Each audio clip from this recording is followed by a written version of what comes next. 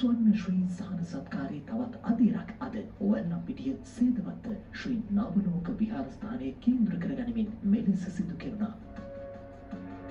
එහිදී වැල්ලම්පිටිය සේදවත්ත හා ඒ අවට ප්‍රදේශයන්හි පීඩාවට පත්ව සිටින ජනතාවට අත්‍යවශ්‍ය වීලි ආහාර ද්‍රව්‍ය බෙදා දීමයි සිදු කෙරුණේ. එම අවස්ථාව සමගින් ස්වර්ණ වාහිනී මාධ්‍ය ජාලයේ සමූහ ප්‍රධාන විධායක නිලධාරී නීතිඥ සුසාන දිනාල් මහතාද එක්ව සිටියා.